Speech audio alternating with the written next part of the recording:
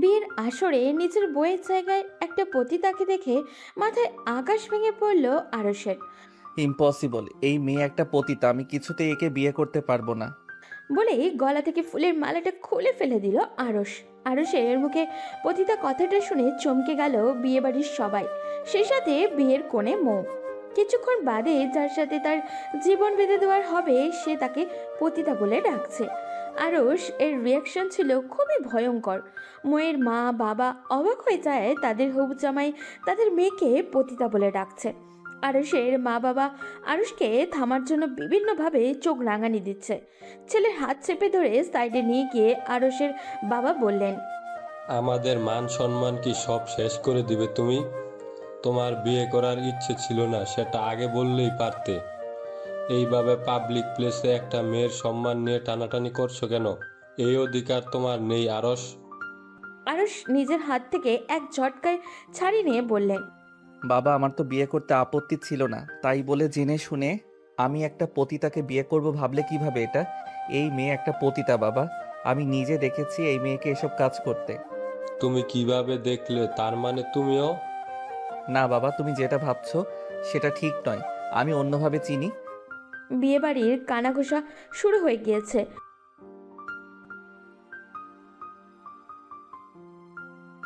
আরস আর আরসের বাবার কাছে মৌয়ের ফ্যামিলি সবাই চারিদিক থেকে ঘিরে ধরে। আরসের কাছে অনুনয় বিনয় করে বলে, জামাই বাবা, এগুলো কি বলছো? আমাদের মেয়ে এমন নয়, তোমার কোথাও ভুল হচ্ছে।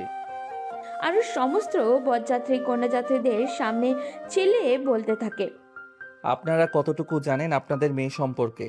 আপনাদের মেয়ে একটা চরিত্রহীন পতিতার ব্যবসা করে ছেলেদের সাথে রাত্রি যাপন করে বেড়ায়, আমি নিজে তার সাক্ষী। আরসকে তার বাবা একটা চড় মেরে বলে, এনাফ হয়েছে, আর নয়। সব কিছুরই লিমিট আছে। কোথায় কাকে দেখেছো না দেখেছো তার জন্য বৌমাকে দোষ দিচ্ছ? আমি যা সত্যি তাই বলছি। এই যে মিস মৌ, ভুলে গিয়েছেন আমাকে? ভুলে গিয়েছেন আমাকে আপনি, তাই না? 7 দিন আগে আমার বন্ধুদের সাথে কন্টাকে গেছিলেন আর আমি নিজে আপনাকে বোঝালাম এসব রাস্তা থেকে সরে আসতে। কি মনে নেই আপনার? মৌ আরসের কলার চেপে ধরে বলে, enough is enough mister Aarush. আপনি যদি আমাকে পছন্দই না হবে তাহলে বিয়ে করতেন না। কেন আমাকে সমাজের চোখে ছোট করছেন? আমার চরিত্রে কেন দাগ লাগাচ্ছেন? কি করেছি আমি আপনার? আরস বিরক্তি নিয়ে বলে, একদম নাটক করবেন না। কি করেছেন মানে সব ভুলে গিয়েছেন? এই যে আপনি 7 দিন আগে আমার বন্ধুর ফ্ল্যাটে গিয়েছিলেন এক রাতের জন্য, আমাকে আমার বন্ধু মিথ্যা বলে তার বাসায় নিয়ে গিয়েছিল ওই খারাপ কাজগুলো করতে, কিন্তু আমি আপনাকে দেখে অবাক হয়েছিলাম। এত সুন্দর একটা মেয়ে কিভাবে এত খারাপ কাজ করতে পারে? আমি নিজে আপনাকে বুঝিয়েছিলাম যেন আর এগুলো না করেন, কিন্তু আপনি আমাকে কি বলেছিলেন? আপনাকে বাধ্য করা হয়েছে এগুলো করতে। আপনি আসলে এ ধরনের মেয়ে না, ব্লা ব্লা ব্লা। আর সে আপনি কিনা আমারই বউ হতে চান? শুনুন, সবাই কান খুলে শুনুন, আমি এই মেয়েকে কিছুতেই বিয়ে করব না। আরসের বাবা আরসকে আড়াল নিয়ে নিয়ে বলে, এই মেয়েকে বিয়ে না করলে সর্বনাশ হয়ে যাবে। আমাদের বাড়ি আর জায়গা জমির যে ঝামেলাটা চলছে তা মেয়ের বাবাই সমাধান করে দিবেন, না হলে আমাদের রাস্তায় গিয়ে বসতে হবে। মেয়েটা ভালো হোক আর খারাপ সেটা যাচাই করার সময় এখন নেই। চুপচাপ বিয়ের পিঁড়িতে বসে যাও বলছি। চারিদিকে বিভিন্ন কানাঘোষা চলছে। মুহূর্তের মাঝে ছড়িয়ে গেল আরমান সাহেবের মেয়ে পতিতালয়ে যায়। এইদিকে আরসের চোখ দিয়ে পানি পড়ে যাচ্ছে টুপটাপ করে। শেষে কিনা এমন একটা মেয়ে তাকে বিয়ে করতে হবে। কোনো উপায় না পেয়ে বাবার সম্মান রক্ষাতে বিয়ে করে কবুল বলে নিল আরস। বাবার বাড়ি থেকে আসার সময় বাবার গলা জড়িয়ে ধরে ভীষণ কান্নায় ভেঙে পড়ে মৌ। তার এই কান্নার কারণ অন্য কিছু, কারণ মৌ আজ তার জীবনের সব থেকে বড় অপমানটা হয়েছে। বিয়ে নিয়ে মৌয়ের মনে অনেক স্বপ্ন ছিল, কিন্তু বিয়ের আগেই তার হবু বর তাকে যে অপবাদ দিল সেটা ভোলার মতো নয়। মেয়েকে বিদায় দেওয়ার সময় আরমান সাহেব ফাঁকায় ডেকে নিয়ে বলেন, মা, আমি তোকে বিশ্বাস করি, তবুও বল, কারো প্রচলনায় পড়ে এমন কিছু করিসনি তো? আমি তোর বাবা, আমাকে খুলে বল মা। আমি তো তোর কোনো চাওয়া অপূর্ণ রাখিনি। আরর যা বলল তা কি সত্য? মৌ কানে হাত দিয়ে বলে, বাবা প্লিজ আর বলো না। আমি এটা সহ্য করতে পারছি না। উনি কেন এমন জঘন্য কথা বললেন? কি কারণে বললেন? তোমার মেয়ে এমন হতে পারে না বাবা। এরই মাঝে আরুষ এসে আরমান সাহেবকে একটা ছবি দেখান, যা দেখে চমকে যান আরমান সাহেব। আরুষ আরমান সাহেবকে দেখান। এই দেখুন, আমার বন্ধু ছবি পাঠিয়েছে। খুব বাজে আর ঘনিষ্ঠ অবস্থায় একটা ছবি, যা দেখে আরমান সাহেবের বুকে ব্যথা শুরু হয়। ছবিতে নিজেকে দেখে চমকে যায়। এটা কিভাবে হতে পারে? এটা তো সত্যি সে। একটা ছেলের সাথে, ছেলেটা আর কেউই নয়, আরুষের বন্ধু। আরুষ আরমান সাহেবকে বলে, এবার আপনার মেয়েকে বলুন কে মিথ্যা বলেছে, আমি না আপনার মেয়ে। আপনার মেয়েকে উত্তর দিতে বলুন। এই অবৈধ উপায়ে আপনার মেয়ে টাকা ইনকাম করে কার জন্য? টাকার জন্য নাকি নিজের শরীরের চাহিদা মেটানোর জন্য? মুখ কাঁদতে কাঁদতে বলে, এটা আমি হতে পারি না বাবা। আমি জানি না আমার ছবি কিভাবে গেল। আমি কিছু করিনি বাবা। আরুষ আরো রাগান্বিত হয়ে বলে, আপনি এভাবে মিথ্যা বলে কি প্রমাণিত করতে চাচ্ছেন? আরমান সাহেব নিজের মেয়ে গালে সজোরে একটা থাপ্পড় মেরে বলে, এর চেয়ে তুই মরে যেতে পারিস না? তুই মরে গেলে আমি আরো খুশি হতাম। আমি তোর মতো মেয়েকে জন্ম দিয়েছি, ভাবতেও ঘৃণা লাগছে আমার। ছি, আর কোনোদিন আমাকে বাবা বলে ডাকবি না তুই। বলেই বুকের ব্যথায় মাটিতে বসে পড়লেন আরমান সাহেব। আরুষ আরমান সাহেবকে ধরে বলে, এতে আপনার কোনো দোষ নেই, যা করার আপনার মেয়ে করেছে। আরমান সাহেব আরুষের হাত ধরে বলে, বাবা, আমি হাত জোর করছি তোমার কাছে। আমার মান সম্মান এমনিতেও আর নেই। তুমি আমার মেয়েকে নিয়ে যাও। আমি কথা দিচ্ছি ও আর কখনো এমন করবে না। নিশ্চিত খারাপ বন্ধুদের পাল্লায় পড়ে এমন করেছে। আরুষ আবারও বলে, আমি চাইলেই এই ছবি সবাইকে দেখাতে পারতাম, কিন্তু আমি চাইনি আপনার সম্মান নষ্ট হোক। আমি আপনার মেয়েকে বিয়ে করেছি, এটা ঠিক, কিন্তু আমি কখনোই একে মেনে নিব না। মৌ অবাক হয়ে গেল। ছবিটা সত্যিই কি ছিল? কোনো এডিট ছবি ছিল না তো? হুবহু মেয়ের মতো আরো একটা মানুষ। ছবিটা সত্যি ছিল, কোনো এডিট ছবি ছিল না। হুবহু আমার মতো আরেকটা মানুষ কিভাবে হতে পারে? কে ছিল এই মেয়েটা? নাকি আরুষ বিয়ে করবে না বলে কোনো অজুহাত খুঁজছিল? আমাকে ফাঁসাবে বলে আরুষ এই ছবি নিজে বানিয়ে আনেনি তো? তাই ধোঁয়াশা ময়ের কাছে আরুষের পাশে বসে আছে মৌ। কারোর মুখে কোনো কথা নেই। আরুষ গম্ভীর মুখে বসে আছে। তার বন্ধুরা এসে তার বউকে দেখলে কি ভাববে? শেষ কিনা এমন একটা মেয়েকে বিয়ে করতে হলো তাকে। আরুষ ময়ের দিকে তাকিয়ে দিল। শুনুন, আমার এমনিতেও ইচ্ছা ছিল না আপনাকে বিয়ে করার। আমার প্রেমিকা আছে রুহি, আমি রুহিকে ভালোবাসি। বাবা বলে ওর ফ্যামিলি কালচার ভালো না, তাই জোরপূর্বক আপনার সাথে বিয়ে দিয়েছে। তাও আমি সবটা মেনে নিতাম যদি আপনি কোনো ভালো মেয়ে হতেন। আমি রুহির সাথেই থাকবো, আপনার সাথে না। ওকে? আমার জীবনে আপনার কোনো অধিকার নেই। তাকে বলে দিল। ময়ের কোনো প্রতিবাদ না করে কেঁদে যাচ্ছে আর ওই ছবির কথা ভেবেই যাচ্ছে। আরুষদের বাড়িতে মৌকে নেওয়া হলে আরুষের বন্ধুরা বউ দেখতে এসে অবাক হয়ে যায়। আরুষকে বলে, কিরে ভাই, ভালোই বিয়ে করেছি। বউও পাবি, মাঝে মাঝে আমরাও ফ্রিতে পাবো, তোরও টাকা ইনকাম হবে। শেষে কিনা এই মেয়ে বিয়ে করলি। সেদিন তো কত জ্ঞান দিলি আমাদের, আর আজ নিজেই পতিতা বিয়ে করে আনলি। আরুষ রাগে রুম থেকে বেড়ে গেল। চলবে কি? একটা পতিত মেয়ের সাথে নিজের বর যাকে তুলনা করে তার মনই মাইন্ড অনেক ভেঙে যাওয়ারই কথা। বিয়ের আসরে যেটা ঘটে গেল সেটা নিয়ে খুবই চিন্তিত মৌ। ময়ের তার হাজবেন্ডের উপরে একটু রাগ করলো না, কারণ ময়ের হাজবেন্ড আরুষের রাগ হওয়াটাই স্বাভাবিক। কেননা আরুষ যে ছবিগুলো দেখিয়েছে সেগুলোতে সত্যি ময়ের মতো একটা মেয়ে ছিল। আরুষের যে বন্ধুগুলো এসেছিল ওই মেয়েটার ছবি ওই ছেলেগুলোর সাথেও ছিল। যেখানে অন্য কোনো মেয়ে হলে সুইসাইডের পথ বেছে নিত, সেখানে মৌ প্রতিজ্ঞা করলো যে আসল সত্যিটা সে বের করেই ছাড়বে। গায়ে ভারী ভারী গহনা পরে বড্ড অস্বস্তিতে আছে মৌ। আজ তার শ্বশুরবাড়িতে প্রথম দিন। আজ যে ঘটনাটা ঘটে গিয়েছে, শ্বশুরবাড়ির সবাই মৌয়ের দিকে কেমন চোখে তাকাচ্ছে। মৌ বেশ বুঝতে পারছে সবাই তাকে নিয়ে সমালোচনা করছে, তাই মৌ সিদ্ধান্ত নিল সবার এই ধারণা ভুল প্রমাণ করে দিবেও। নিজের ঘরে একা একা বসে আছে মৌ, তার কাছে কেউই নেই। একদিকে ক্ষুধায় প্রাণ যায় যায় অবস্থা, বাইরে অনেক জলঘোলা চলছে আজকের ব্যাপারটা নিয়ে। তাই নতুন বউয়ের খোঁজ আর কেউ নিচ্ছে না। আরুষের বাবাকে আত্মীয় সবাই ধরেছে টাকার ক্ষমতা পাওয়ার লোভে এমন একটা বাচ্চা মেয়েকে সে বউ করে বাড়িতে এনেছে। আরুষের বাবাকে যে যা পারছে সে তাই বলে যাচ্ছে। এদিকে মোয়ের চিন্তা হচ্ছে তার বাবাকে নিয়ে। শেষমেশ তার বাবাও তাকে ভুল বুঝলো। আরুষ বাড়িতে তার মা বাবার সাথে প্রচণ্ড রাগারাগি করছে। সে বাড়ি থেকে বেরিয়ে যাবে। আরুষ ব্যাগ গুছিয়ে রওনাও হলো। এমন সময় মৌ আরুষের সামনে গেল। আরুষ বলে, এই পতিতা, বেরিয়ে যা আমার বাড়ি থেকে। আমি তোকে বউ বলে মানি না। আমি সহ্য করতে পারছি না তোকে। কেন আমার জীবনটা নষ্ট করলি? তুই এ বাড়িতেই থাক, আমি চলে যাচ্ছি। মৌ কোমরে শাড়ি পেঁচিয়ে বলে, কি ভেবেছেন কি? আপনার মানা আর না মানায় এখন আর কিছু যায় আসে না। এটা কি সিনেমা পেয়েছেন নাকি যে বিয়ের পর বলছেন বিয়ে মানবেন না? আপনি মানলেও আমি আপনার বউ, আর না মানলেও। হিন্দি মুভি নাকি বাংলা মুভি, কোনটা দেখে এগুলো শিখেছেন? এইসব ন্যাকা ন্যাকা সিনেমার ডায়লগ বাস্তবে কাজে লাগবে না। বিয়ে মানবেন না বললেই হয়ে গেল?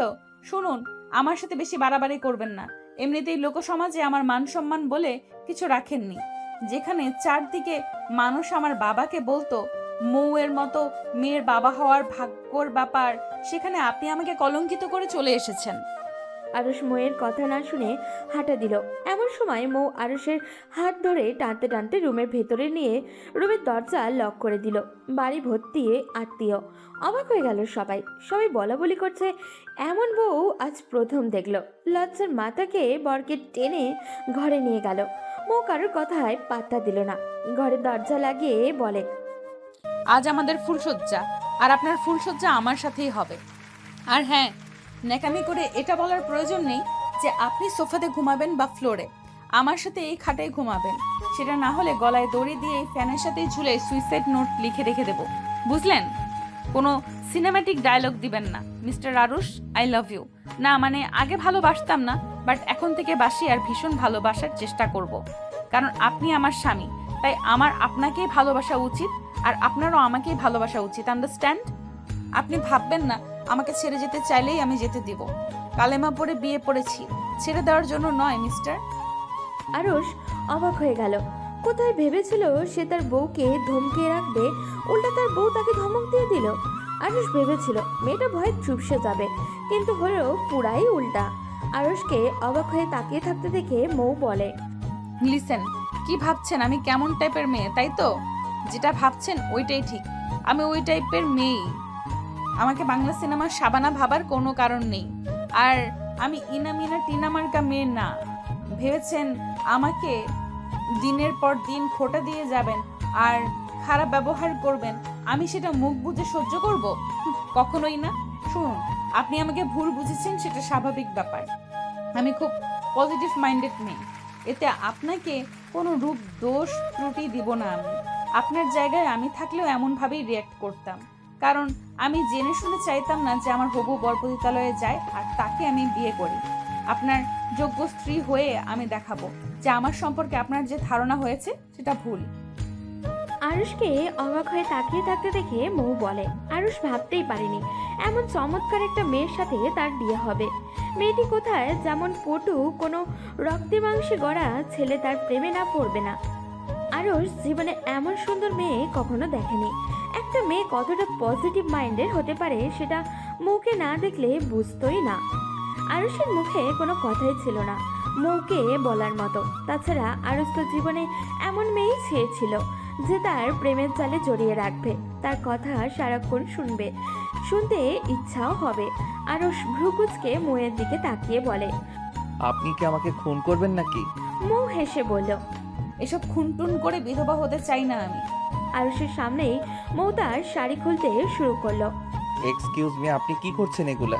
শাড়ি খুলছি, এত ভারী শাড়ি আর গহনা জাস্ট নেওয়া যাচ্ছে না। তাই বলে আমার সামনেই? তাহলে কি রাস্তার ছেলেদের সামনে খুলবো? আমি শাড়ি খুলবো সেটা আপনার সামনে।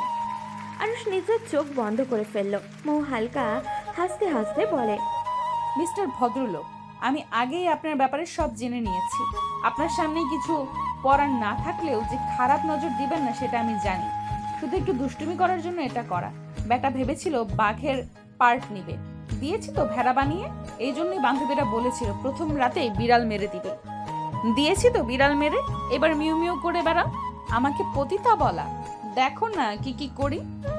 আরুষ বেচারা একদমই মুখে কোনো কথা নেই, যে সে যে মৌকে কিছু বলবে তেমন কোনো রাস্তা মৌ খোলা রাখলো না।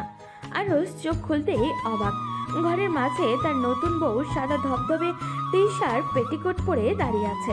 মৌ নিজের চুল হাত খোপা করতে করতে বলে, কি দেখছেন দেখুন, আমি রাতে টি শার্ট ছাড়া ঘুমাতে পারি না। এটা নিশ্চয়ই আপনার টি শার্ট, আপনাকে জিজ্ঞাসা না করেই পরে নিলাম। কাল আমাকে কয়েকটা টি শার্ট আর স্কার্ট কিনে দিবেন। আর আপনি কি এই শেরওয়ানি পরে ঘুমাবেন নাকি? যান গিয়ে ফ্রেশ হয়ে আসুন। আরুষ ড্রয়ার থেকে একটা 3/4 আর গেঞ্জি নিয়ে ওয়াশরুমে প্রবেশ করলো। শাওয়ার ছেড়ে আরুষ ভেবেই যাচ্ছে, কি মায়াবী এই মেয়েটা, যে মেয়েটাকে সে সহ্যই করতে পারছিল না, আর সে মেয়েটাই তার কথার জাদুতে আরুষের মন বদলে দিয়েছে। যে মেয়েটা এত মিষ্টি করে কথা বলে, সেই মেয়েটা এত বাজে প্রফেশনে কিভাবে যেতে পারে? এই মেয়েটাকে তো যে কেউ ভালোবাসতে পারতো, তাহলে মেয়েটা কেন এমন করলো? মেয়েটার কথাগুলো এমন স্পষ্ট আর ক্লিয়ার, তাতে মনেই হয় না যে মেয়েটার অমন প্রফেশনের। এমন সময় কেউ একজন ঘরের দরজায় কড়া নাড়ল। মুখ গায়ে ওড়না পেঁচিয়ে দরজা খুলতেই আরুষের বন্ধুরা এসে হাজির। আরুষের বন্ধুরা মুখে এমন পোশাকে দেখেই অবাক, শেষ বাজিয়ে বলে, কি পতিতা বিয়ে করার কি প্রয়োজন ছিল? তোমাদের কি আবার সংসার লাগে নাকি? এমনিতেই তো সব পাও তোমরা, কারো বউ হওয়ার যোগ্যতা আছে নাকি তোমার?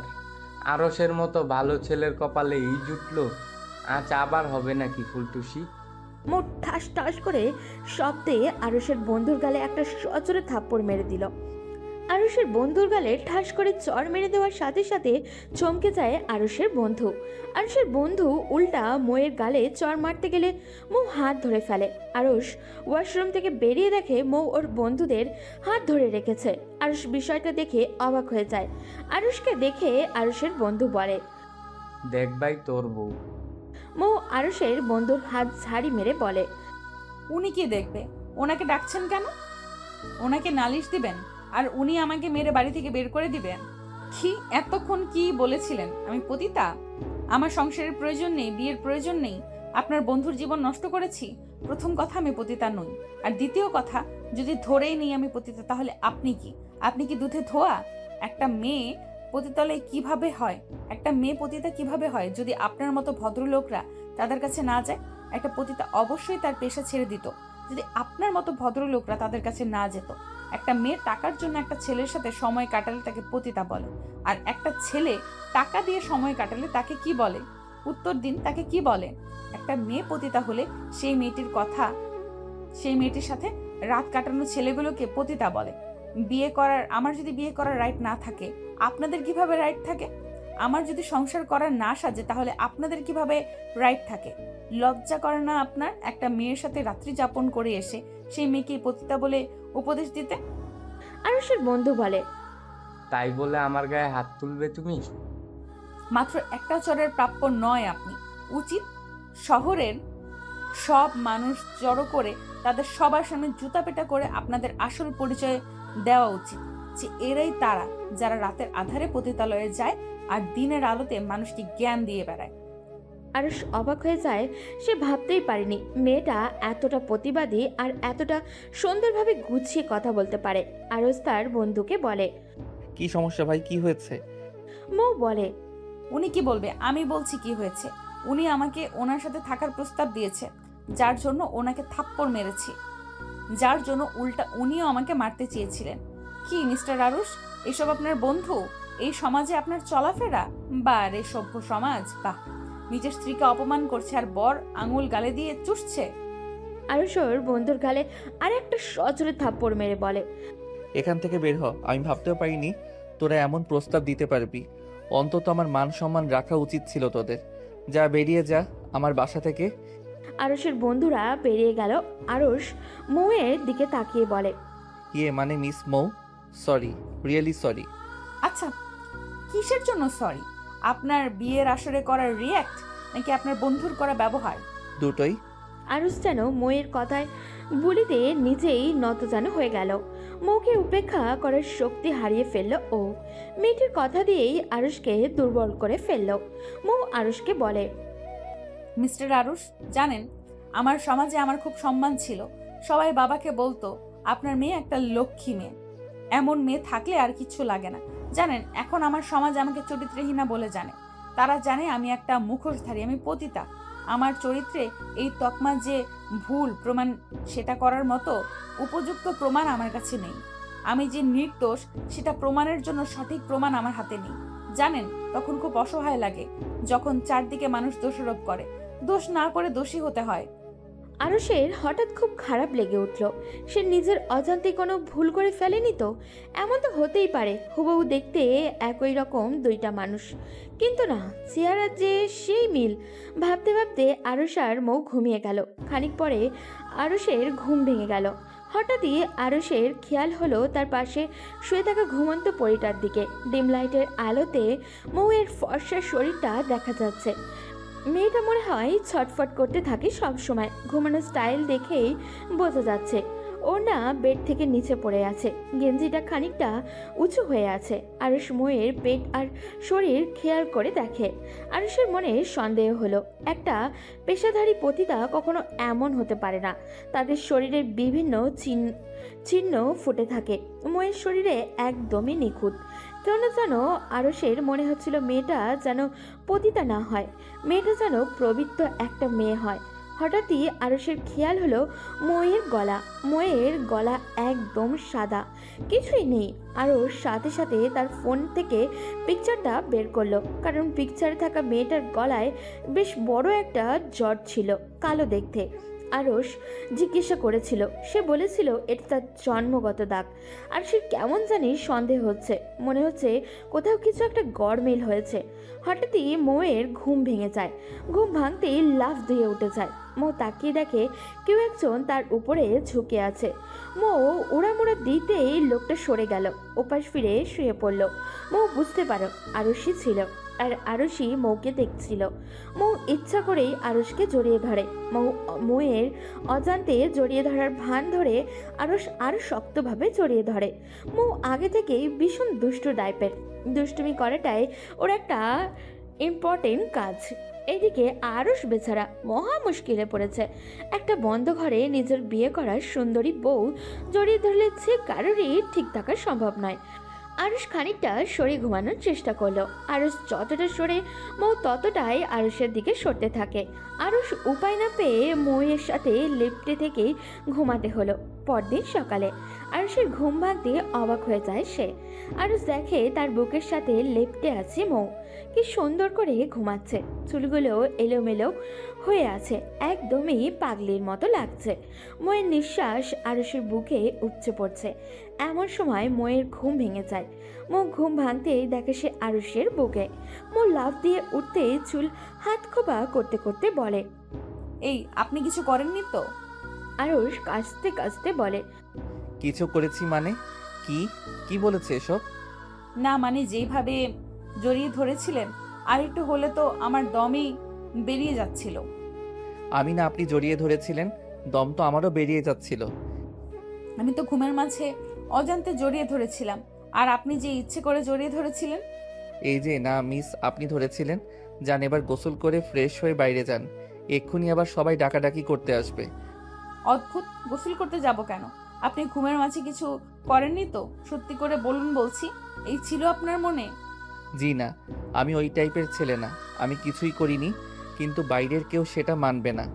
আজ আমাদের ফুলশয্যা, সো কিছু করি আর না করি সবাই এটাই ভাববে, আর 5টা দম্পতির মাঝে যা হয়েছে আমাদেরও তাই হয়েছে।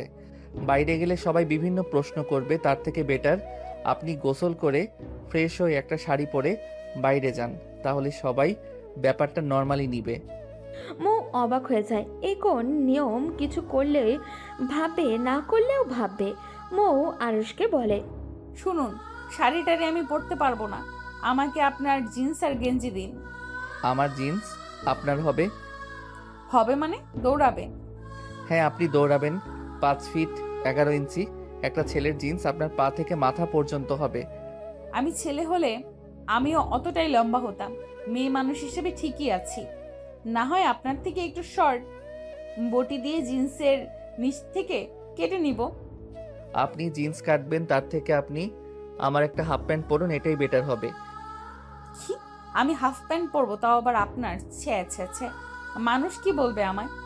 এই যে নতুন বউ, জিন্স পরলে মানুষ কি ভাববে? আপনাকে শাড়ি পরতে হবে। আমি শাড়ি পরতে পারি না।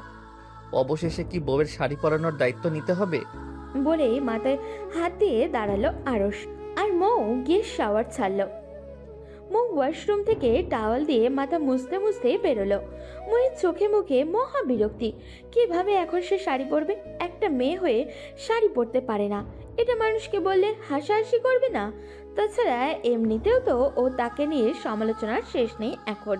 মৌ ভেবে নিয়েছে তাকে কেউ কিছু বলবে, সে সঠিক উত্তর দিয়েও দেবে। মৌ বাইরে বেরিয়ে দেখে আরুষও টাওয়াল পেঁচিয়ে দাঁড়িয়ে আছে। আরুষ গোসলের আগে টাওয়াল পরেই গোসল করে, এটা তার রোজকার অভ্যেস। এখন ঘরে বউ আসতে খানিকটা অস্বস্তিতে পড়তে হচ্ছে আরুষকে। মৌ আরুষের দিকে তাকিয়ে বলে, এই যে হ্যালো, আপনার কোনো লজ্জা নেই তাই না? এইভাবে আমার সামনে জাস্ট টাওয়াল পেঁচিয়ে দাঁড়িয়ে আছেন, গায়ে শর্ট গেঞ্জি কিছুই নেই। বলেই মৌ মাথা থেকে টাওয়ালটা আরুষের গায়ে ফেলে দিয়ে বলে। আরুষ ভ্রুকুচকে ময়ের দিকে তাকিয়ে বলে, এই যে মিস সুন্দরী, আমি কি আপনার মতো মহিলা নাকি যে আমাকে সব ঢেকে ঢুকে রাখতে হবে? আমি ছেলে মানুষ, একটা শর্ট প্যান্ট পরলেই চলে। মৌ কোমরে হাত বেঁধে বলে। তাহলে কি আমি মহিলা? আরুষ ডান ভ্রু উঁচু করে বলে, তাতে কোনো সন্দেহ আছে মিস বউ? কি বললেন মিস বউ? ও সরি, আমি মিস মৌ বলতে চাইছিলাম। আর কি গালতিছি, বউ ডেকে ফেলছি। থাক, আর এভাবে সরি ডাকা লাগবে না মিস্টার উরস। কি বললে? ওরস ইয়াক, এই পোকার মতো জঘন্য পোকার নেই। এত এক্সাইটেড হবেন না, আমি আরো সেই বলতে চাইছিলাম, বাট উরস হয়ে গিয়েছে। এক্সাইটেড হব না তো কি হব? যেভাবে দাঁড়িয়ে আছেন আমাকে কি স্থির থাকতে দিচ্ছেন আপনি? কেন, আমি কি করেছি আপনাকে? তাকিয়ে দেখুন নিজের দিকে কিভাবে আছেন। আরুষ চোখ ইশারা দিয়ে মৌকে দেখিয়ে বলে। মৌ জাস্ট পেটিকোট আর ব্লাউজ পরে দাঁড়িয়ে আছে। চুল দিয়ে টুপ টুপ করে পানি পড়ে ব্লাউজের পুরোটাই ভিজে গিয়েছে। গলা মুখ সব পানিতে ভিজে আছে।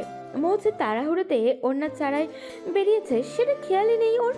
আরুষ বলে, এভাবে ভিজে জ্বর ঠান্ডা লাগাবেন, পরে কষ্ট আপনি নিজেই পাবেন। ঠিকভাবে চুলও মুছতে পারেন না দেখছি। আরুষ একটু একটু করে ময়ের দিকে এগিয়ে গিয়ে ময়ের দেওয়া টাওয়ালটা দিয়ে ময়ের চুলের পানি মুছে দিতে দিতে বলে, এভাবে দাঁড়িয়ে থাকলে সব সভ্য ছেলেই অসভ্যভাবে এক্সাইটেড হয়ে যাবে। শাড়িটা পরে নিন। আমি শাড়ি পরতে পারি না যে। আরুষ বলে। আমি সাহায্য করছি, আপনি চুপ হয়ে দাঁড়িয়ে থাকুন। আরুষ বিছানায় থাকা লাল টকটকে সুতি শাড়িটা নিয়ে মৌকে পরিয়ে দিতে থাকে। আরুষ বলে, কি হলো, এভাবে নড়ছেন কেন? মৌ বলে, সুরসুরি। সুরসুরি দিচ্ছেন কেন আপনি? আরুষ বলে, বাব্বা, মানুষের এত সুরসুরি থাকে, আপনাকে না দেখলে বুঝতাম না। দেখুন এবার ঠিকঠাক আছে কিনা। মৌ অবাক হয়ে যায়। সে মেয়ে মানুষ শাড়ি পরতে পারে না, অথচ আরুষ ছেলে মানুষ তাকে শাড়ি পরিয়ে দিচ্ছে।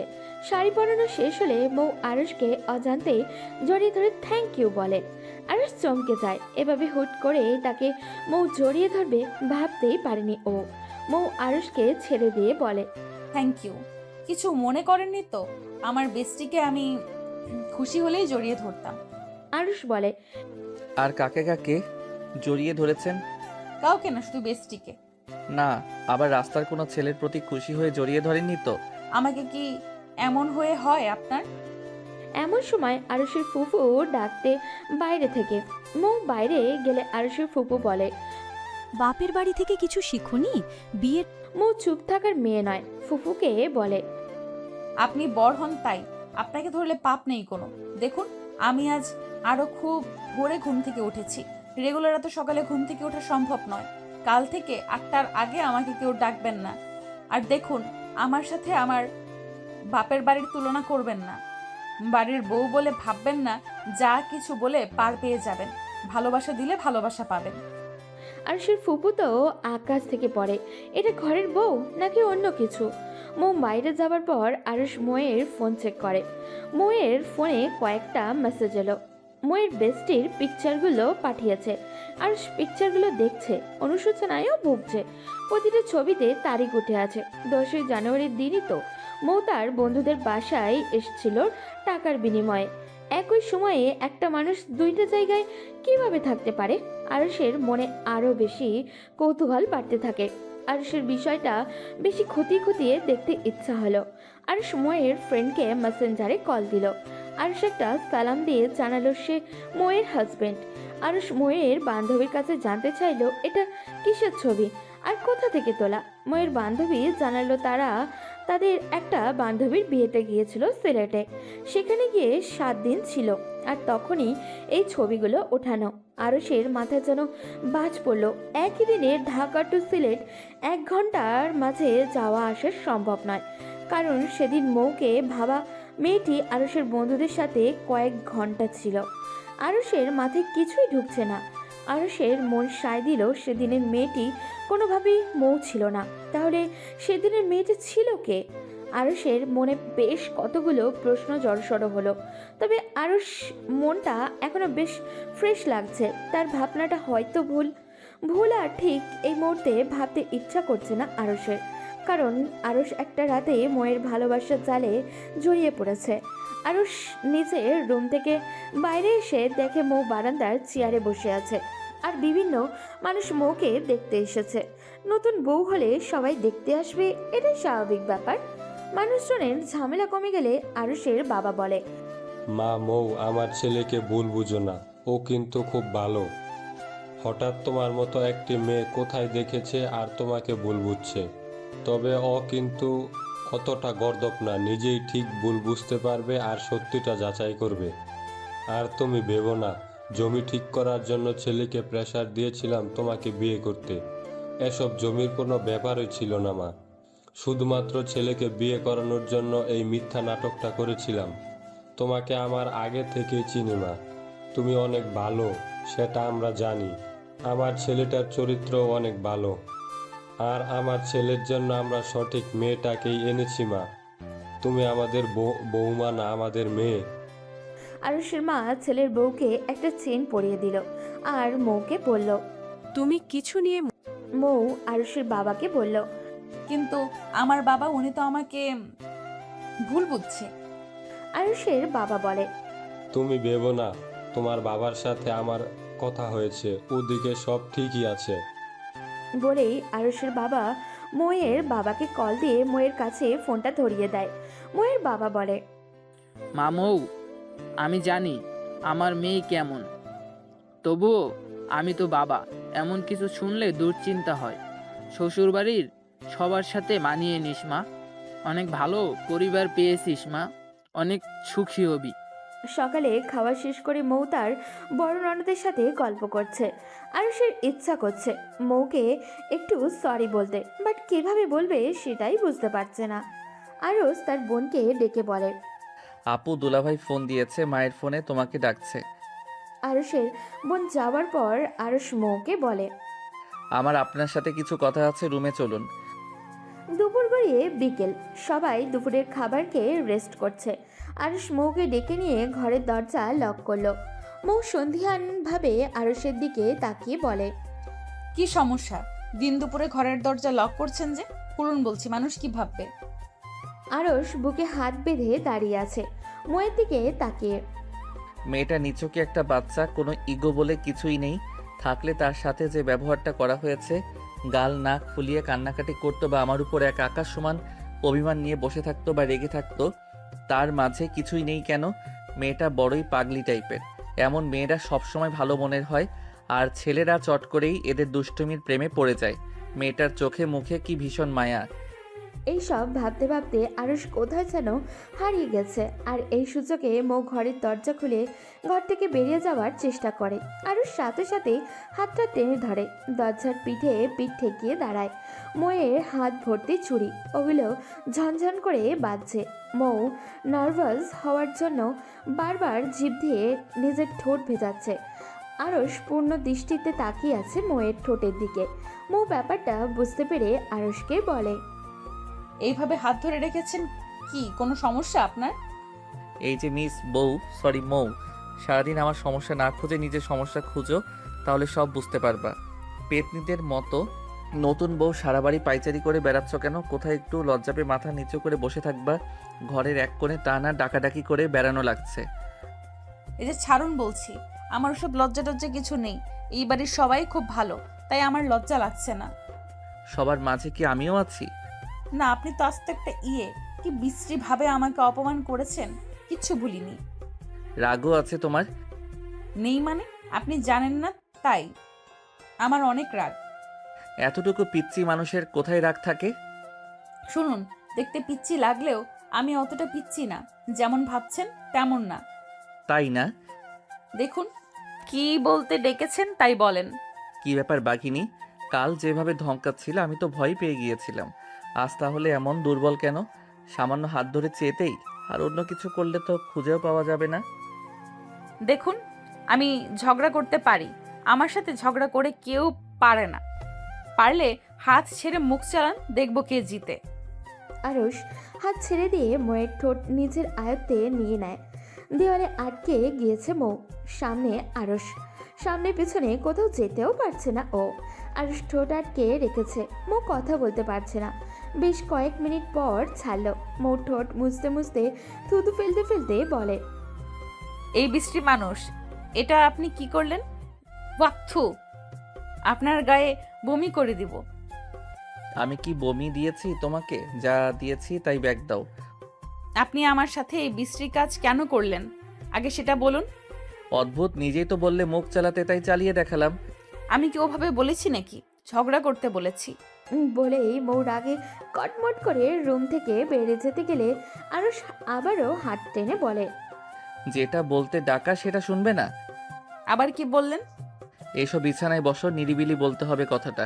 আরুষ মৌয়ের হাত ধরে বলে, মৌ, আমি জীবনে মিথ্যা কথা বলিনি, কোনো দুই নাম্বারিও করিনি কারোর সাথে। বিয়ের আসরে যেটা করেছি ভুল করেছি, ক্ষমা করার মালিক তুমি। আমি মাথা নত করছি যে আমার ভুল হয়েছে। কিন্তু মৌ, আমি যে একটা মেয়েকে দেখেছি সেটা সত্য ছিল। মেয়েটা হুবহু তোমার মতো কিভাবে হতে পারে? কিছু তো কাহিনী আছে। আমি চাইছি মেয়েটার সাথে দেখা করতে, আর তুমিও দেখা করো। তুমি নিজ চোখে দেখো কে এই মেয়ে মানুষ, তো হঠাৎ তোমাকেই ভাববে। তোমার গায়ে এই কলঙ্ক লেগে থাকুক, আমি সেটা মোটেও চাইছি না। আজ রাতে আমার সাথে যাবে, মেয়েটাকে ভাড়া করা হয়েছে। আসলে আমার বিয়ের আসরে রেগে যাওয়ার কারণও ছিল। আমি হঠাৎ ধাক্কা খেয়েছিলাম। বন্ধুদের সাথে রাত কাটানো মেয়ে কিভাবে আমার বউ হবে? আরুষ, আপনি এত ভাবছেন কেন? আপনার কোনো ভুল ছিল না। একটা সুস্থ মানুষ যেটা করে আপনি সেটা করেছেন। বিয়ের আগের দিন আপনার বোন আপনার সম্পর্কে অনেক কিছু বলেছিল। আমি তখনই শিওর ছিলাম বিয়ে করলে আপনাকেই করব। আপনি কতটা ভালো তার সব জেনে গিয়েছিলাম আগেই। আমি তো আপনার মতো নয়, প্রেমিকা ছিল তাই আমার দিকে আগ্রহ ছিল না। এটাও জেনে গিয়েছো প্রেমিকা ছিল? এই গুরুত্বপূর্ণ নিউজটা কে দিয়েছে শুনি? আপনার বোন দিয়েছেন। তোমার তো দেখছি এ বাড়িতে বিভিন্ন নিউজ চ্যানেল সবই আছে, কোনো খবরই পড়ে নেই। তা কি কি বলেছে? বলেছে আমার ভাইয়ের একটা রিলেশন ছিল, ভাই তার জন্য বিশাল পাগল ছিল, কিন্তু মেয়েটা আস্ত একটা গরম খুন্তির ছ্যাঁকা দিয়ে চলে গিয়েছে। আমার ভাই রোজ ঘুমের ওষুধ খাইতো, মাতাল হয়ে বাড়িতে ফিরতো, সারাদিন এক্স এক্স করে কাঁদতো, দাড়ি গোফ কাটতো না, একটা দেবদাস হয়ে গিয়েছিল সে। এগুলো বলেছে সিরিয়াসলি? আমার এক্স আমার জন্য এখনো পাগল আছে। আমি বিয়ে করিনি তাই, আর আমাকে স্যাকা দিয়েছে। অদ্ভুত কথা সব। তাহলে বিয়ে করেন নিজে? ওর চরিত্রের সমস্যা ছিল বাবা বলল, আর আমিও দেখেছিলাম ওর চরিত্রের সমস্যা। তাছাড়া আমার অতটা সিরিয়াস রিলেশন ছিল না। বিয়ে করতে চাইছিলাম কিন্তু বাবা রাজি না, তাই করিনি। আর আমার মনের মতো অতটা ছিল না। এখনো ভালোবাসেন? মোটেও না। তার সাথে যেটা ছিল ওইটাকে ভালোবাসা বলা চলে না, বুঝলে মিসেস? বুঝলাম। সেদিন সন্ধ্যায় আরুষ মৌকে নিয়ে বেরোলো। কোথায় নিয়ে যাচ্ছে মৌ সেটা জানে না। মৌ আরুষের পিছু পিছু যাচ্ছে। মৌ জানতে চাইলেও আরুষ বলে, বন্ধুর বাসায় যাচ্ছি। মৌ তো যাবে না, তার অশুভ বন্ধুদের বাসায়। আরুষ বলে, তোমাকে অবাক করা একটা জিনিস দেখাবো, আগে চলো, না গেলে বুঝবে না। মৌ আরুষের পিছু পিছু রওনা হলো। মৌ বায়না ধরল সে খালি পায়ে হাঁটবে, আর অনেক দিনের শখ রাস্তায় খালি পায়ে হাঁটবে, তাও রোড দিয়ে। রোড লাইটের আলোতে রাস্তা চকচক করছে। শহরের বিভিন্ন মানুষের খোলা আকাশের নিচে হাঁটতে আরুষ আর মৌ। মৌ মাঝে মাঝে লাফ দিয়ে রাস্তার পাশে লাগানো বিভিন্ন ফুল গাছ থেকে ফুল ছেঁড়ার চেষ্টা করছে। বারবার ব্যর্থ হওয়ায় আরশ মৌকে উঁচু করে ধরল। মৌকে উঁচু করে ধরার সময় পেট থেকে শাড়ি সরে যায়। আরশ দুষ্টুমি করে পেটের ঠোঁট চুইয়ে দেয়। মৌ লাফ দিয়ে নেমে বলে। কি হলো? আরশ বলে, কি হলো আপু? এই শুনুন, আপনাকে কি আবার মুখ চালাতে বলা হয়েছে? আরশ তার প্রচণ্ড হাসি চেপে গিয়ে বলে। ওকে, মুখ অফ। নিস্তব্ধ শহরে জনমানব শূন্যহীন রাস্তা। এই রাস্তায় খুব একটা মানুষ চলাচল করে না, কোথাও কেউই নেই। পাশাপাশি হাঁটছে মৌ আর আরশ। তাদের জন্য নির্দিষ্ট কোনো গন্তব্য নেই। আনমনেই হেঁটে চলছে দুজন। ঝোপেঝাড়ের মাঝে জোনাকি পোকাগুলো জ্বলছে আর নিভছে। রাতের এই সৌন্দর্য যেন ভোলবার মতো নয়। মাঝে মাঝে দুই একটা জোনাকি পোকা হাত ধরে হাঁটছে মৌ। আরশ মৌয়ের এই বাচ্চামোগুলো দেখছে আর মৌয়ের প্রতি মুগ্ধ হচ্ছে।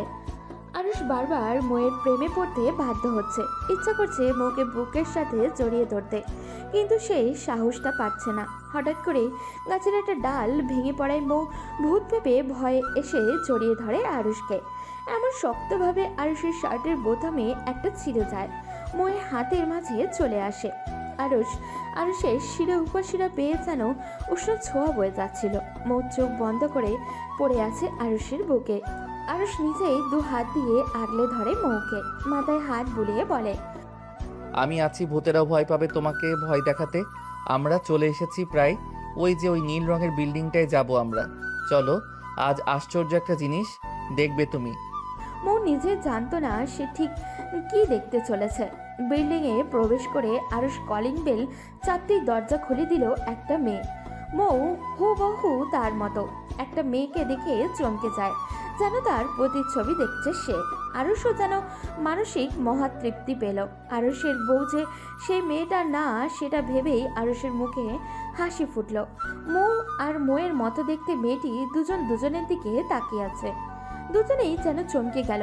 কিভাবে সম্ভব হুবহু দুটো মানুষের মিল হওয়া? দুজন দুজনের দিকে একভাবে তাকিয়েই আছে। মৌ আরশের দিকে তাকিয়ে রইল। মৌয়ের ভঙ্গিমা এমন ছিল যে সত্যি আশ্চর্য হয়েছে।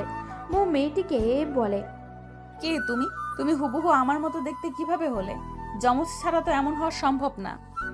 মেয়েটি ওড়না দিয়ে মুখ ঢেকে বলে, খদ্দের ছাড়া কারোর সাথে কথা বলি না আমি। আপনার কোনো কথার উত্তর দেওয়া সম্ভব নয়। আমার টাকাটা পেলে আমি চলে যাব। আগে বলো তুমি কে?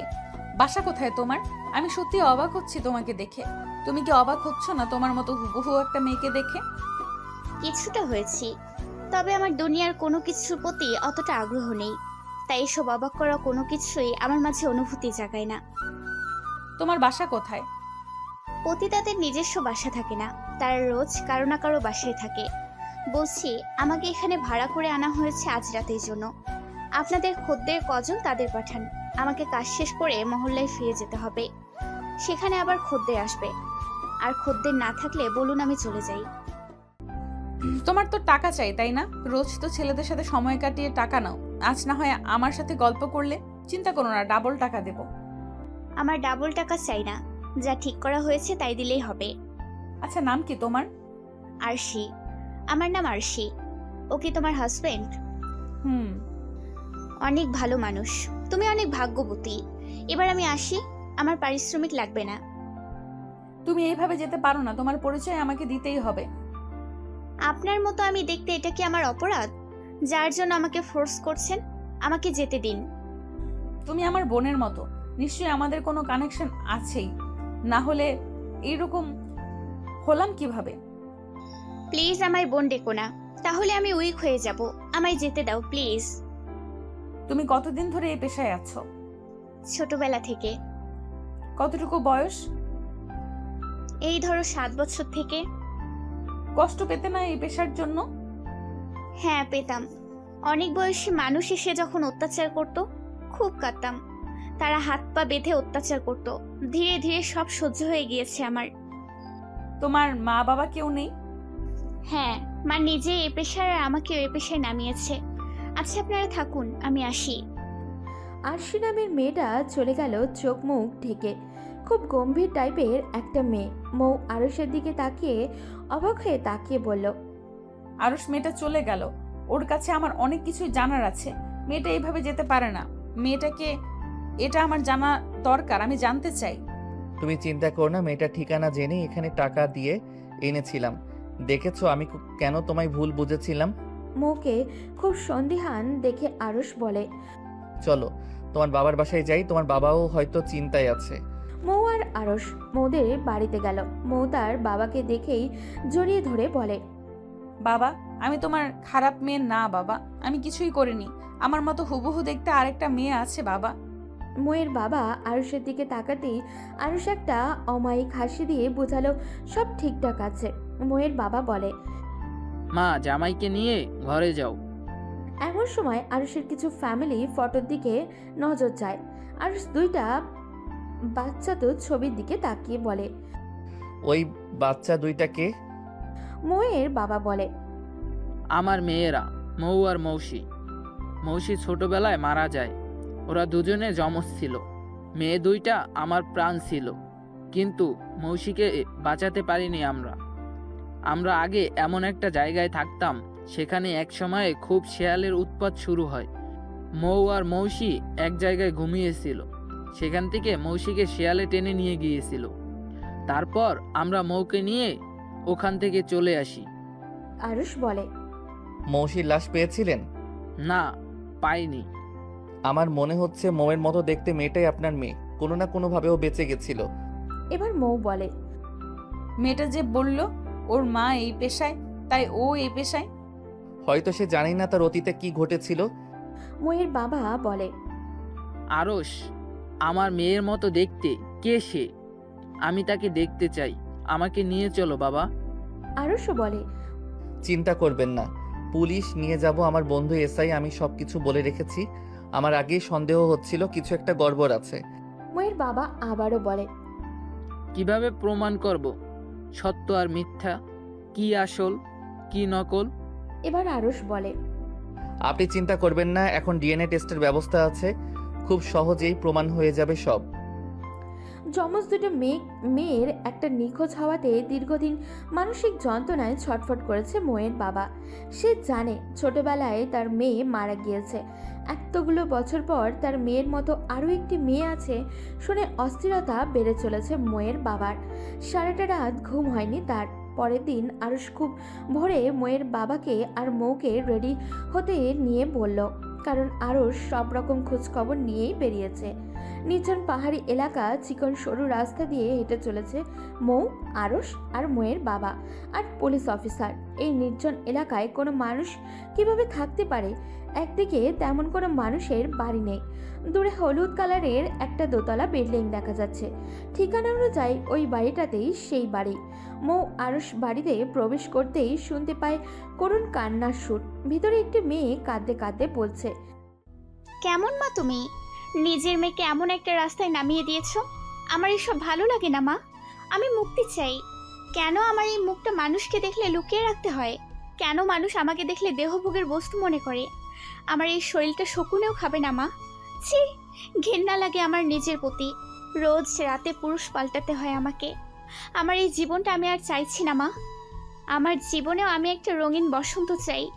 এই রঙহীন জীবনটা আমার আর ভালো লাগে না। আমাকে তুমি মুক্তি দাও মা। এত টাকার প্রয়োজন কেন মা তোমার? আমাকে তো লেখাপড়া করালে আমি চাকরি করেও টাকা উপার্জন করতে পারতাম। কেউ একজন ঠাস ঠাস শব্দে একটা চড় মেরে বলল, চাকরি করে ঠিক কত টাকা পেতি তুই? এখানে একটা ভালো কাস্টমার লাখ টাকাও দেয়। চাকরি করে মাসে 15 থেকে 20,000 টাকা, তার বেশি তো পেতি না। খুব বুলি ফুটেছে না রে তোর? কেমন মা তুমি?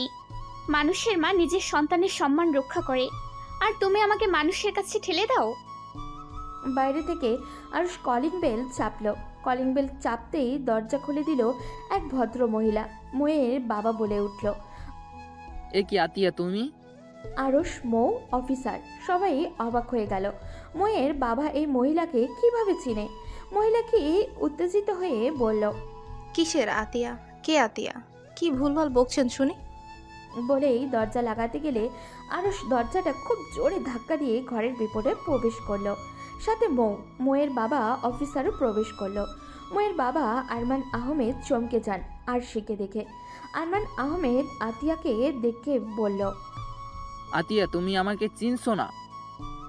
আমি আপনাকে কিভাবে চিনব? কারা আপনারা? এভাবে আমার বাড়িতে কেন প্রবেশ করেছেন? আতিয়া, তুমি আমাকে না চেনার ভান করছো কেন? তুমি আমাকে চিনছো না? আজব। হঠাৎই আরমান আহমেদের চোখ আরশির দিকে যায়। আরমান আহমেদ এর হাত পা কাঁপছে। এটা কিভাবে সম্ভব? হুবহু তার মেয়ের মতোই দেখতে, একটা মেয়ে হুবহু তার মেয়ের মতোই দেখতে। আরমান আহমেদের চোখ ছলছল করছে। এটাই তাহলে তার মৌসি? আরশি নামের মেয়েটির চোখ খুব ছলছল করছে পানিতে। আতিয়া নামের মহিলাটি বলে, আর সে ঘরের মাঝেও যাও এখান থেকে। আরশি ঘরের ভেতরে প্রবেশ করতে গেলে পুলিশ অফিসার বলে, দাঁড়ান ম্যাডাম, আপনার আইডেন্টি পরীক্ষা করতে হবে। আপনার নামে একটা জিডি হয়েছে। আপনার কিছু স্যাম্পল নেব। আমার সাথে ডাক্তার আসছে। পরীক্ষার রেজাল্ট আসা পর্যন্ত আপনি আমাদের হেফাজতে থাকবেন। আতিয়া নামের মহিলাটি বলে, আপনারা কোন সাহসে আমার বাড়িতে এসে আমার মেয়েকে মানসিক চাপ দিচ্ছেন? কিসের আইডেন্টি চেক? পুলিশ অফিসার বলেন, মিস্টার আরমান এর সন্দেহ মিস আরশি তার হারিয়ে যাওয়া মেয়ে। আরমান আহমেদ বলেন, আতিয়া, তুমি আমাকে চিনছো না? এত বড় মিথ্যা কথা বলতে পারলে? না, আমি আপনাকে চিনছি না। কে আপনি? আরমান বলেন, তুমি আমার বাসায় 1 বছর কাজ করলে, আজ আমাকেই চিনছো না?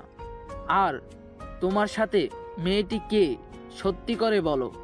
তাছাড়া সেদিন তুমি তো বলেছিলে শেয়ালে আমার মেয়েকে টেনে নিয়ে গিয়েছে।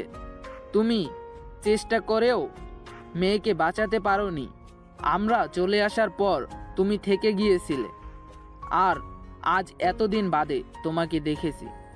আরশ বলে, বাবা, এবার আমি বুঝতে পারছি এই মহিলার মাঝে সব ঝামেলা আছে। এই মহিলাকে ধরলেই সব কিছু পাওয়া যাবে। আতিয়াও বলে, আপনারা কি করছেন? এগুলো অনেক বড় অন্যায়। পুলিশ অফিসার বলেন, ন্যায় আর অন্যায় প্রমাণ হয়ে যাবে, সেটা আপনার দায়িত্ব নয়। ময়ের মতো হুবহু দেখতে মেয়েটি বলে, আমি আর পারছি না, আমাকে বাঁচান প্লিজ। আমি আর নিতে পারছি না। এই জীবনটা আমাকে কষ্ট ছাড়া আর কিছুই দেয়নি। আমি তো পতিতা হতে চাইনি। আমাকে কেন আমার মা পতিতা বানালো? আরমান আহমেদ বলে, মা মৌসি, তুই আমার মেয়ে। আমি তোকে নিয়ে যাব এই খারাপ পরিবেশ থেকে। আমি ভাবতেও পারিনি আবার তোকে ফিরে পাবো। ও তোর মা নয়, তুই আমাদের মেয়ে। মা। এবার আরশি বলে, দেখুন, আপনাদের কোথাও ভুল হচ্ছে। আমি কিভাবে আপনাদের মতো এত ভালো মানুষের মেয়ে হব? পুলিশ অফিসার বলেন, ভুল আর ঠিক আমরাই বুঝবো মিস আরশি আর মৌসি। আপনাকে ডিপ্রেস লাগছে, আপনি প্লিজ মাথা ঠান্ডা করুন। 3 দিন বাদে ডিএনএ টেস্টের রেজাল্ট আসে। আরমান আহমেদের সাথে ম্যাচ করে গেছে। আতিয়াকে রিমান্ডে দিলে স্বীকার করে সে ইচ্ছা করেই এমন করেছে। সে একটা টিমের সাথে জড়িত, মেয়েদের কেনাবেচা করে এসব কাজে লাগিয়ে দেয়। মৌসিকে ইচ্ছাকৃতভাবেই চুরি করে খুব কম বয়স থেকে এই পেশায় দেওয়া হয়েছে। আর সে আতিয়ার গালে একটা থাপ্পড় মেরে বলে, কেন আমার জীবনটা এভাবে নষ্ট করলে? আমার এত সুন্দর একটা ফ্যামিলি থাকতে পতিতালয়ে এনে রেখেছিলে। কি দোষ ছিল আমার? আজ আমারও ময়ের মতো একটা সুন্দর জীবন হতো। মৌ মৌসির হাত ধরে পড়ে, বোন, আমার থেকে ভালো জীবন তোরও হবে। বলেই মৌসিকে জড়িয়ে ধরে ভীষণ কান্নায় ভেঙে পড়ে ও। এতদিন পরে মেয়েকে ফিরে পেয়ে মৌয়ের বাবাও কান্নায় ভেঙে পড়ে। আরমান সাহেব মেয়েকে বলে, মা, আমরা তোর সাথেই আসি। তোর জীবনে আমরা সুখ শান্তি ফিরিয়ে দিব। বেশ কয়েকদিন ধরে আরমান আহমেদের ফ্যামিলিতে ঝামেলা লেগেছিল।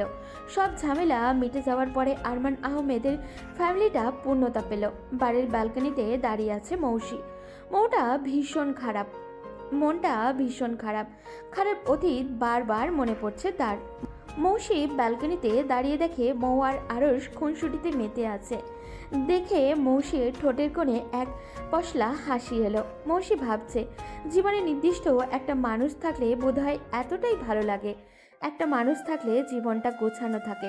একটা পরিবার থাকাটা এতটা আনন্দের আগে জানা ছিল না মৌসির। এর আগে কখনো তার কাছে আকাশটা এতটা বেশি সুন্দর লাগানি। হঠাৎই পেছন থেকে কেউ ডাক দিল। মিস সানজিদ আহমেদ। মৌসি, হ্যালো ডিয়ার। মৌসি অবাক হয়ে পেছনে তাকিয়ে দেখে পুলিশ অফিসার আহিন দাঁড়িয়ে আছে একগুচ্ছ ফুলের তোড়া নিয়ে। মৌসি সেদিন এই অফিসারকে ভালোভাবে খেয়াল করে দেখেনি। স্লিম ফিগার, গায়ের গড়ন পাতলা, লম্বা ফর্সা, বেশ সুন্দর দেখতে। পুলিশ অফিসার আহিন মৌসির কাছে গিয়ে ফুলের তোড়াটা এগিয়ে দিয়ে বলে, এটা আপনার জন্য। কি হলো, এই অধমের ছোট উপহার গ্রহণ করতে কি খারাপ লাগছে আপনার? আমাকে ফুল দিচ্ছেন কেন? আমি এর যোগ্য নই। আপনার সাথে বন্ধুত্ব করার জন্য আমি কি আপনার বন্ধু হতে পারি? আর নিজেই অন্তঃফুল হয়ে বলছেন ফুলের যোগ্য না আপনি। আহিন মৌসির দিকে বন্ধুত্বের হাত বাড়ালে মৌসি অবাক হয়ে যায়। তার মতে মেয়ের সাথে কেউ বন্ধুত্ব করবে।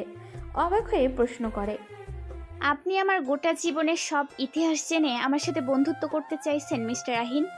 এটা নিছকই হাস্যকর ব্যাপার। করুণা করছেন আমার উপর, সহানুভূতিশীল হচ্ছেন আমার প্রতি, তাই না? আমার কারো বন্ধুত্ব চাই না আহিন সাহেব। আমি একাই ভালো আছি। এই অপবিত্র মানুষের সাথে কাউকে জড়াতে চাই না আমি। মিস মৌসি, আপনি ভুলে যাচ্ছেন গতকালকের আপনি আর আজকের আপনি এক না। আরশি আর মৌসির মাঝে অনেক তফাৎ। আরশি ছিল মৌসির ছায়া, মৌসির উপর জোরপূর্বক চাপিয়ে দেওয়া একটা চরিত্র মাত্র। আরশি একটা মহল্লার মেয়ে আর মৌসি একটা পরিবারের আছে, একটা ভালো পরিবেশের মেয়ে মৌসি। আইনের কাছে মনে হয়েছে মৌসি এক রঙিন বসন্ত, সে যে কারো জীবনকে রঙিয়ে তুলতে পারবে। মৌসি মানেই এক বসন্তের ছোঁয়া। মিস্টার আহিন, আমার জীবনে ঘন কালো গাঢ় অন্ধকার। সেখানে কারো বন্ধুত্বের মূল্য আমি দিতে পারবো না।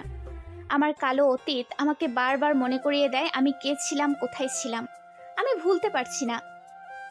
আমার জীবনেও এক খারাপ অতীত আছে। জীবনে অনেক কিছু ঘটে, কিন্তু সেটা পিছনে ফেলে চলে আসতে হয়। আমিও একজনকে ভালোবাসতাম। মেয়েটা আমাকে রেখে অন্য একটা রিলেশনের সাথে শারীরিক রিলেশনও করতো। ওই ধরনের মেয়েরাই প্রকৃত পক্ষের পতিতা। সেখানে আপনি তো বাধ্য হয়েছিলেন। ভালোবাসা নিয়ে আমি কিছুই বুঝি না আহিন সাহেব, কারণ কেউ আমাকে কখনো ভালোবাসেনি। আর ভালোবাসা কেমন হয় সেটাই বুঝি না আমি। আপনি ভালোবাসা বুঝবেন মিস মৌসি, খুব শীঘ্রই বুঝবেন। আপনাকে রঙিন জীবনের শুভেচ্ছা রইল। প্লিজ এইবার ফুলটা গ্রহণ করুন। মৌসি ফুলটা হাতে নিয়ে ঘ্রাণ নিচ্ছিল, মন ভরে ফুলের সুগন্ধি নিচ্ছিল।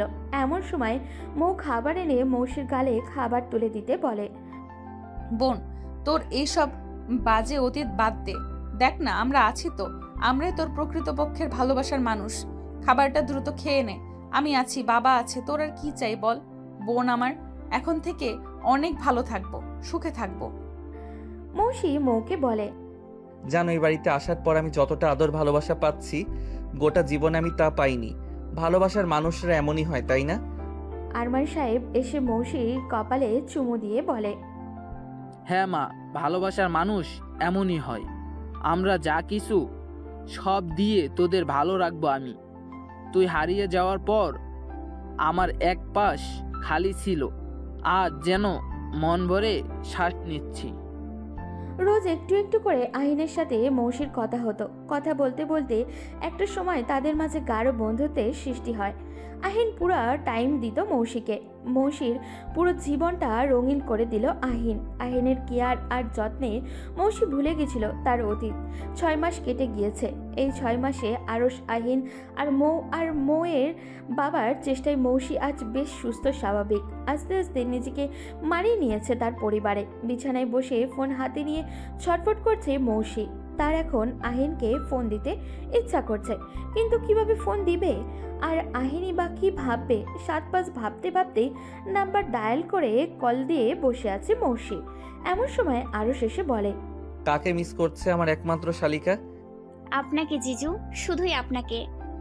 হ্যাঁ তাই তো, ডায়াল কলে আহিন বাবুর নাম্বার দেখছি। এরই মাঝে মৌ এসে বলে, কে কাকে মিস করছে শুনি? আপনার বোন তার হবু জামাইকে মিস করছে বউ। আবার বউ ডাকছেন? বউকে কি কেউ চাচি ডাকে নাকি? আপনার খবর আছে আরুষ? হ্যাঁ তা তো থাকবেই, এতদিনে একটু ভালোবাসতে পারলেন আর খবর। মৌসি হেসে দিয়ে বলে, now it's romance time upward জিজুর, আমি এখন যাই। মৌ আরুষকে পেছনে ধাক্কা মেরে ফেলে বলে, এই যে হ্যালো, কিসের ভালোবাসা শুনি? এত ভালোবাসা দিচ্ছি তাও মন ভরছে না, তাই না?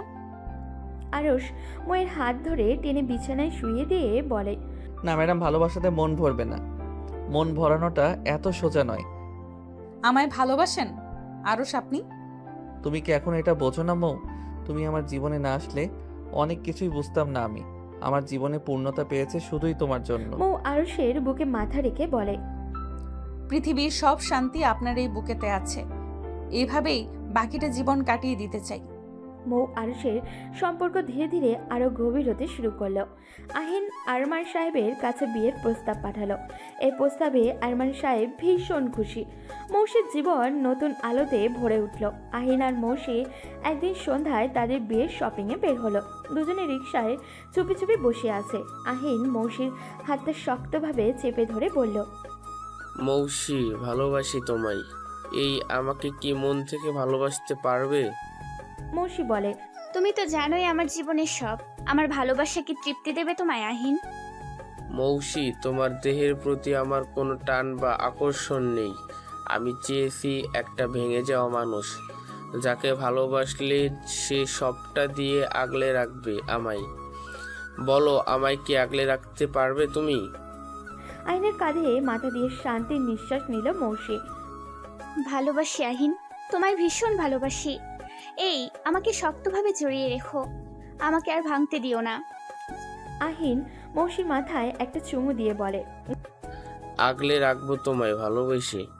ঘরোয়াভাবে বিয়ে হয়ে গেল আহিন আর মৌসির। বিয়ের পর আহিন আর মৌসির জীবনটা অনেক সুখের হলো।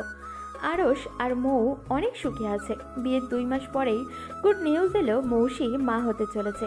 খবর পেয়ে সবাইকে যেন আনন্দিত তেমনই একটু ভাবলো। আরশ বলল, আহিন, এত দ্রুত বেবি মৌসিকে একটু টাইম দিলে হতো না? আহিন বলল, আরশ, আমি চাইতাম না এক্ষুনি বেবি নিতে, কিন্তু একটা বেবি হলে মৌসি আর বেশি খুশি থাকবে। বেবি নিয়ে সময় কাটাবে, ও অনেক কিছুই ভুলে যাবে। মৌসির কথা ভেবেই আমার আগানো। আমি মৌসির সম্পূর্ণ অতীত ভুলিয়ে দিতে চাই, ও জীবনে রঙিন বসন্ত দিতে চাই। কি ভয়ঙ্কর একটা জীবন ছিল মৌসি, ভেবেই কষ্ট লাগে। আরশ আহিনকে বলল, তোমার মতো ভালোবাসার মানুষ এখনকার যুগে পাওয়া যাবে না। আমি তোমার নখের যোগ্য না। তোমার কাছ থেকে আমার অনেক কিছু শেখার আছে। আমি একদিন মৌকে ভীষণ অপমান করেছিলাম পতিতা বলে। যদি প্রুভ না হতো ও পতিতা নয়, আমি ওকে মেনে নিতে পারতাম না। আর তুমি সবটা জেনেই মৌসিকে কতটা ভালোবাসো। ভালোবাসার দুনিয়ায় তুমি মহৎ আহিন। 10 মাস পরে মৌসির বেবি ডেলিভারি হলো। যমজ 2টা মেয়ে হলো। মৌ আর মৌসির মতোই সুন্দর হয়েছে দেখতে। মৌ বেবি 2টাকে বুকের সাথে জড়িয়ে ধরে বলে, পুচকু 2টা, আমি তোদের বড় আম্মা। আমি কখনো আমাকে আন্টি বলে ডাকতে দিব না, আমাকে আম্মাই ডাকবি তোরা। 2টা বেবি নিয়ে মৌ আর মৌসির দিন কেটে যায়। আরশ আর আহিন যেন ওদের 2টা বাবা। মৌসি ভুলে গিয়েছিল ওর অতীত বাচ্চাদের সাথে সময় কাটাতে কাটাতে। বেবিদের বয়স 2 বছর হলো। মৌয়েরও একটা ছেলে হলো। ওদের এই 3টা ছেলে মেয়ে নিয়েই জীবন বসন্তের মতোই রঙিন আর সুন্দর হয়ে উঠল। পরিবারের আর কখনো তারা তাদের কাজের মহিলা রাখেননি। অপরিচিত মহিলাকে কাজে রেখেই তাদের ফ্যামিলিতে এত বড় সমস্যা হয়েছিল।